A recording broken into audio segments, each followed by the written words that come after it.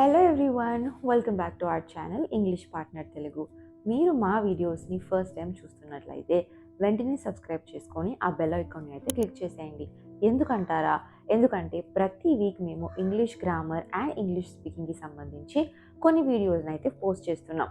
ఇవి డెఫినెట్లీ బిగినర్స్కి అయితే చాలా ఇన్ఫర్మేటివ్ అండ్ యూస్ఫుల్గా ఉండబోతున్నాయి. బిగినర్స్ మాత్రమే కాదు, కొంచెం అడ్వాన్స్డ్ అండ్ మీడియం లెవెల్లో ఉన్న వాళ్ళకి అయినా సరే. సో మీరు ఆ వీడియోస్ని అండ్ ఆ కాంటెంట్ని మిస్ చేయకూడదు అనుకుంటే వెంటనే నేను చెప్పినట్టు సబ్స్క్రైబ్ అయితే చేసేసుకోండి. అండ్ ఈరోజు మన వీడియోకి వస్తే, మనం గత కొన్ని వీడియోస్గా చూస్తూ వస్తున్నట్లయితే మన English basic and advanced and medium లెవెల్లో యూజ్ అయ్యే కొన్ని వర్డ్స్ ఏమైతే ఉంటాయో, కొన్నిసార్లు సిమిలర్ వర్డ్స్ కావచ్చు, డిఫరెంట్ వర్డ్స్ కావచ్చు, వాటి యూసేజ్ కొన్నిసార్లు కన్ఫ్యూజన్గా ఫీల్ అవుతూ ఉంటాం, రైట్? సో అటువంటి వర్డ్స్, వాటి యొక్క డిఫరెన్స్ ఏంటి అన్నది క్లియర్గా గత కొన్ని వీడియోస్గా మనం చూస్తూ వస్తున్నాం కదా. ఈరోజు కూడా అదే మెథడ్ని ఫాలో అవ్వబోతున్నాం. ఈరోజు వీడియోలో ఒక 3 సెట్ ఆఫ్ వర్డ్స్ ఉన్నాయన్నమాట. ఇవి మనం పాస్ట్ టెన్స్లో యూజ్ చేస్తాం. వినడానికి, చూడడానికి పాస్ట్ టెన్స్లో యూజ్ చేస్తామని తెలుసు, కానీ ఎటువంటి టైప్ ఆఫ్ సిచ్యువేషన్స్లో యూజ్ చేస్తాము, ఎక్కడ యూజ్ చేస్తాము అని చాలామంది కన్ఫ్యూజన్ అయితే ఫీల్ అయిపోతూ ఉంటారన్నమాట. ఇది నేను చాలామంది దగ్గర as a personal trainer at English partner చాలామంది స్టూడెంట్స్ ఈ డౌట్స్ని ఎక్స్ప్రెస్ చేసేది నేను విన్నాను. సో నా స్టూడెంట్స్కి మాత్రమే కాకుండా మీ అందరికీ కూడా ఇది యూజ్ అవుతుందని చెప్పేసి ఈరోజు ఈ వీడియోలో వాస్, డిడ్, హ్యాడ్ ఈ మూడింటికి ఉన్న డిఫరెన్స్ అయితే ఎక్స్ప్లెయిన్ చేయబోతున్నాను, అలాంగ్ విత్ సమ్ ఎగ్జాంపుల్స్. ఇంకెందుకు లేట్, వీడియో స్టార్ట్ చేసేద్దామా? Let's go.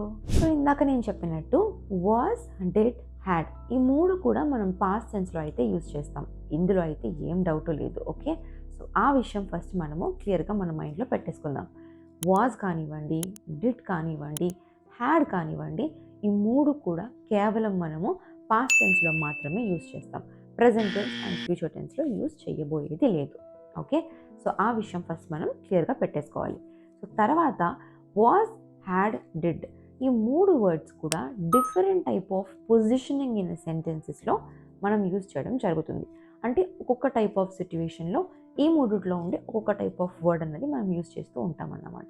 సో ఎక్కడ వాజ్ యూజ్ చేయాలి, ఎక్కడ డిడ్ యూజ్ చేయాలి, ఎక్కడ హ్యాడ్ యూజ్ చేయాలన్నది ఇప్పుడు నేను మీకు 1 by 1 క్లియర్గా ఎక్స్ప్లెయిన్ చేస్తాను, along with some examples. So last దాకా చూడండి, డు నాట్ మిస్ అవుట్. చాలామంది వాజ్ యూజ్ చేసే దగ్గర హ్యాడ్ యూజ్ చేసేయడము, హ్యాడ్ యూజ్ చేసే దగ్గర వాజ్ యూజ్ చేయడము, డిడ్ యూజ్ చేయడం చేస్తూ ఉంటారు. నేను పర్సనల్గా ఇందాక చెప్పినట్టు as a personal trainer for many students ఈ ప్రాబ్లం చాలామంది స్టూడెంట్స్ ఫేస్ చేయడం చూసా. సో అందుకనే I just want to SIT here and explain to you guys very clearly was ఎక్కడ యూజ్ చేస్తాం, డిడ్ ఎక్కడ యూజ్ చేస్తాం అండ్ హ్యాడ్ ఎక్కడ యూజ్ చేస్తాం అనేసి, ఓకేనా? సో ఫస్ట్ అయితే మనము వాజ్ ఏంటి, వాజ్ ఎక్కడ యూజ్ చేస్తాము, అలాంగ్ విత్ సమ్ ఎగ్జాంపుల్స్ చూసేద్దాం. వాజ్ అన్నది ఈజ్ యొక్క past tense, okay? So is అన్నది మనము సింగ్యులర్ ప్రెజెంట్ టెన్స్లో ఏదైనా ఒక సబ్జెక్ట్ ఉండేటప్పుడు యూజ్ చేస్తాం.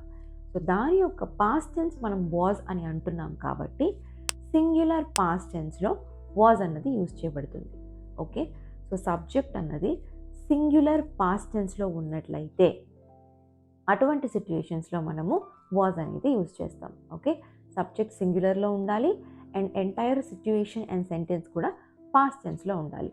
అటువంటప్పుడు మనము వాజ్ అనేది యూజ్ చేస్తాం.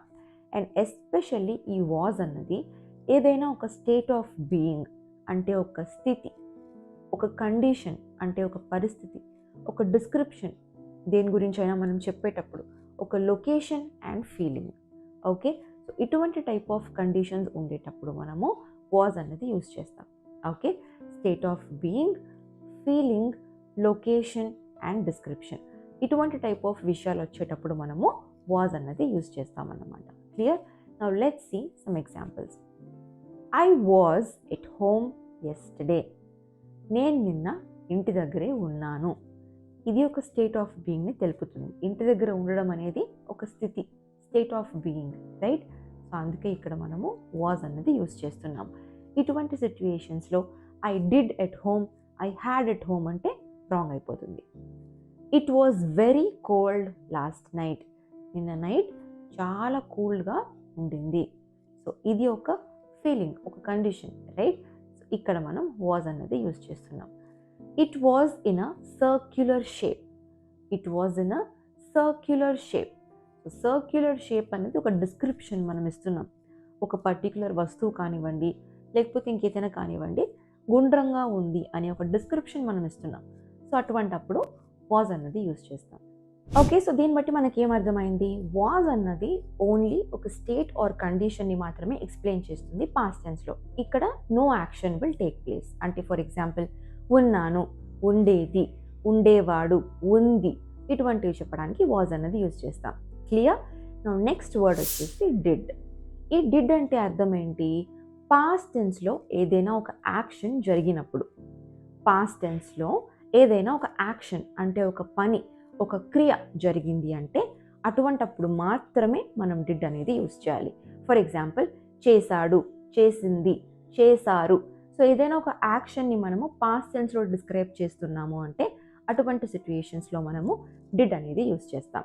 For example Rahul did his homework 2 days back. Rahul 2 రోజుల క్రితం తన హోంవర్క్ని చేశాడు. యాక్షన్ జరిగింది.